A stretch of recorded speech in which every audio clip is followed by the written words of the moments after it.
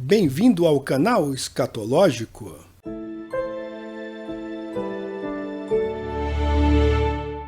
A física quântica pode ser explicada com a seguinte piada. O Manuel queria saber se o pisca-pisca do seu carro estava funcionando. Então, chamou o Joaquim e pediu para ele dar uma olhada. Então, Joaquim, eu vou ligar o pisca-pisca e você vai me dizer se ele funciona. Tudo bem, Manuel. Tudo bem. Pode ligar. Está funcionando, Joaquim. Aí o Joaquim, está, não está. Está, não está. Está, não está. Toda essa discussão a respeito do metaverso, essa tecnologia que tem a ver com o desenvolvimento do conhecimento humano, que foi previsto pelo profeta Daniel, que nos últimos dias a ciência iria se multiplicar, o conhecimento, mas não apenas a ciência no que diz respeito às melhorias em muitas áreas do conhecimento, como na medicina, na tecnologia de construção de artefatos, como o desenvolvimento da informática, como a construção de robôs para fazer o trabalho pesado do ser humano, como a construção de máquinas e engenhos mais sofisticados. Não apenas isso, mas também o conhecimento, que é o conhecimento para o mal. Conhecimento, essa ciência no texto bíblico, não é apenas o desenvolvimento tecnológico do ser humano, mas tem a ver também com o conhecimento de coisas esotéricas, reveladas por entidades que nada tem a ver com o bem. Como, por exemplo, eu me pergunto, por que lá no CERN, onde eles tentam reproduzir acontecimentos que ocorrem em nível quântico, então eles tentam reproduzir essas coisas, temos ali o deus hindu Shiva. Então lá existe, nesse laboratório existe uma estátua desse deus Shiva em bronze, representando essa divindade hindu. Ao pesquisar na internet a respeito do metaverso, me deparei com um texto escrito por uma brasileira que é entusiasta da religião hindu. E esse texto é o retrato bem claro do que significa a estátua de bronze que ornamenta os jardins do CERN. Interessante é que a geração do presente século deseja construir um mundo alternativo e, para isso, investe na construção de artefatos tecnológicos com a finalidade de manipular mais profundamente, em um nível substancial, a realidade que se apresenta aos sentidos humanos. Se apenas a realidade representada em telas não é suficiente para escravizar a humanidade às coisas irreais que ela apresenta, mesmo que mostre de algum modo uma realidade, mas uma realidade filtrada pelos olhos cada vez mais atingidos por pixels, ao invés da luz real. Chegamos então ao ponto em que a proposta de uma imersão total é que será capaz de transtornar e manipular, em primeiro lugar e mais completamente, a percepção óptica do indivíduo, de modo a desconectá-lo de vez da realidade existente, uma vez que jatos de pixels oriundos da realidade aumentada passam a gerar uma nova dimensão, percebida agora por uma câmera praticamente injetada em seus olhos.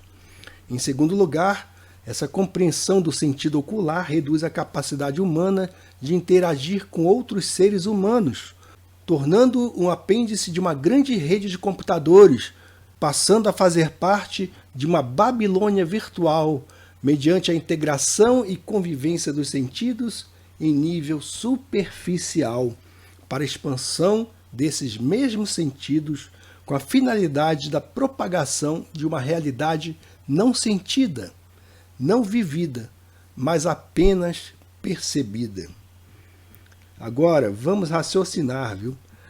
Se apenas propaganda, programação preditiva, ensinos errados acerca da realidade conseguiram controlar a mente de bilhões de pessoas aparentemente donas de seus sentidos, para não perceberem a realidade daquilo que as cerca, imaginem o que não poderá realizar essa tecnologia do metaverso que se avizinha.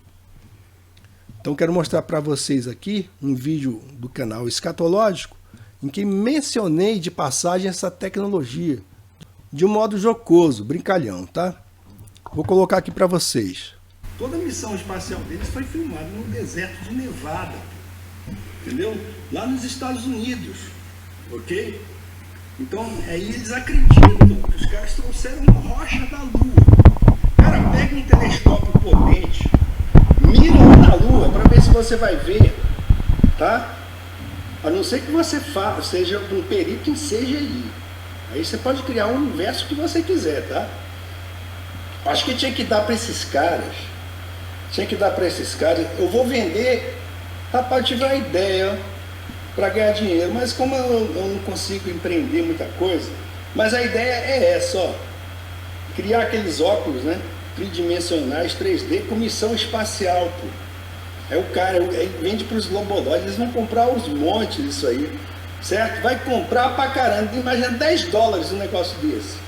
Não, um óculos, aí programa lá uma viagem virtual à Lua, certo? O cara paga lá, né, $10 e compra isso aí. Quem bolar isso vai ficar milionário, porque tem muito idiota no mundo, né? Os caras acreditam que um ser humano andou na Lua, certo? A Lua é um luminar, a Bíblia diz que são luminares, é uma lâmpada. O cara foi lá numa lâmpada e trouxe um pedaço de barro. Então esse vídeo aí que vocês viram uma parte, ele foi publicado no dia 6 de outubro de 2020. E aí eu já estava aí com essa ideia, né? A ideia veio à minha mente. Acontece que eu, conversando com um dos meus filhos, ele disse justamente que já existe um jogo. Já existe um jogo onde eles fazem esse tipo de coisa. Chama-se Elevator to the Moon. Então já existe, né? Eles já estão investindo nisso aí. E eu vou dizer por quê.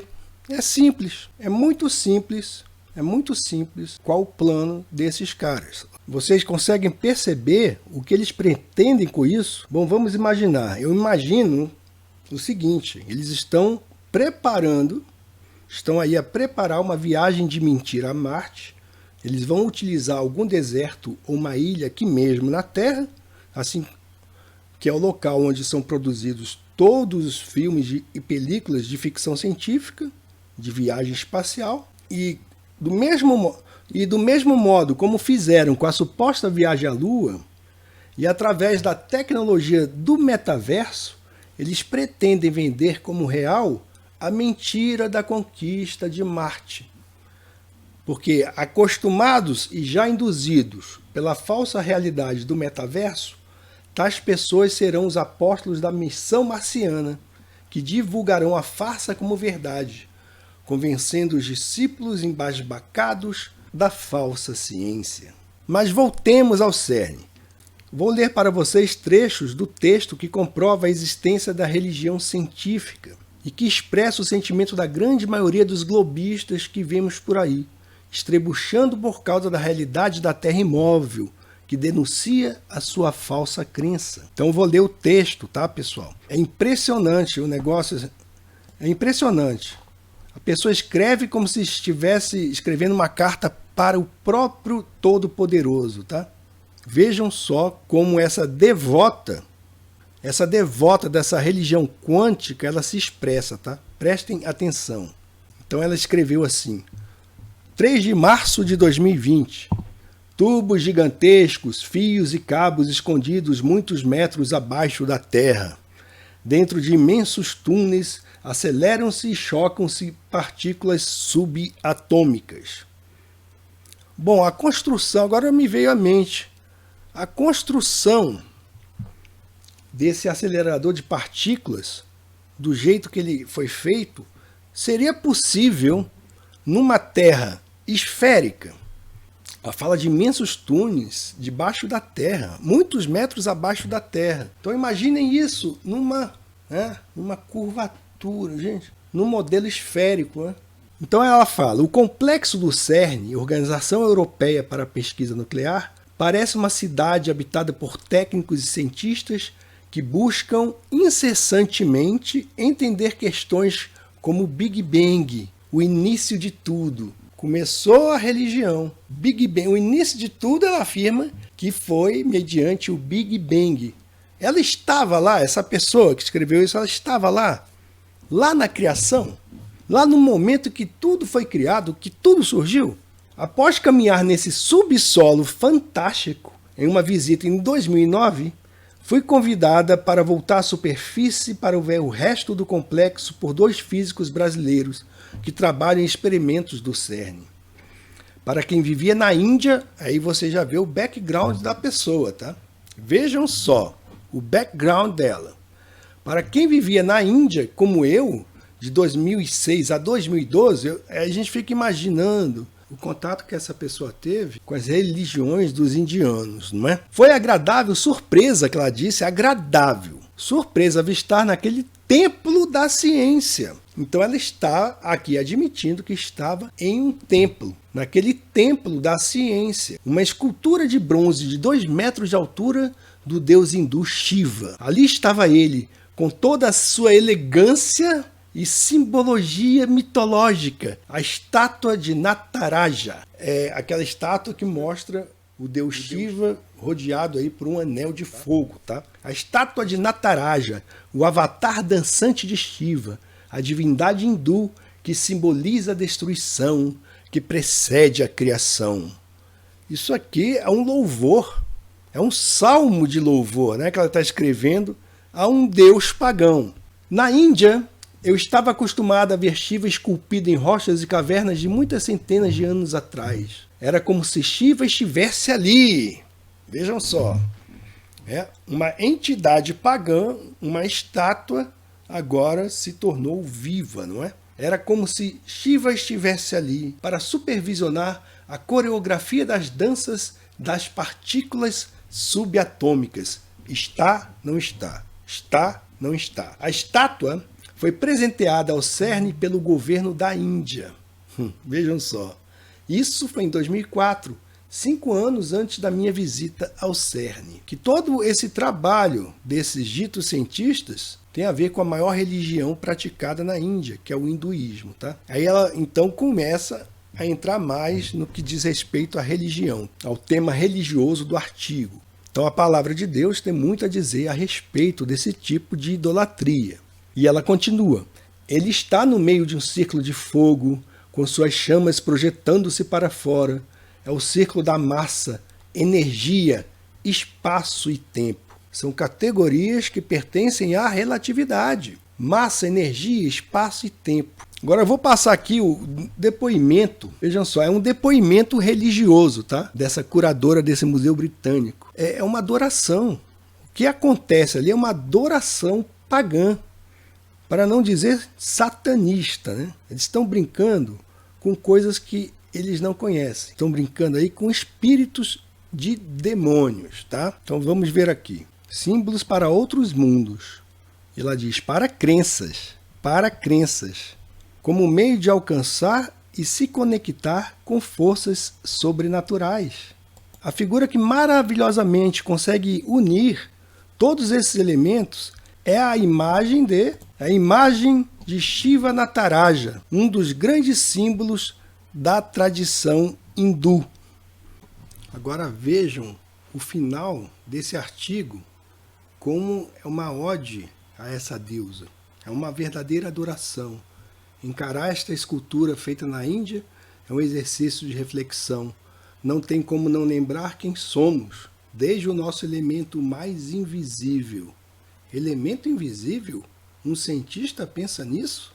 Um cientista não estuda apenas coisas concretas e materiais? Como elemento invisível? Isso é um dado de fé. Não é possível a ciência comprovar se existe ou não a alma. O envolvimento da ciência com coisas além da física passam a ser metafísicas, que estão mais no campo da filosofia e da religião, e não propriamente do campo da ciência. Para concluir este vídeo, deixo para vocês aí uma imagem que é a clássica imagem para o gado, tá? Essa aqui é uma construção que eles chamam de globo, que existe lá no CERN, e nós sabemos muito bem a que isso se refere, não é? É na cara das pessoas que eles colocam a verdade. Escancaram a verdade. Fica a dica.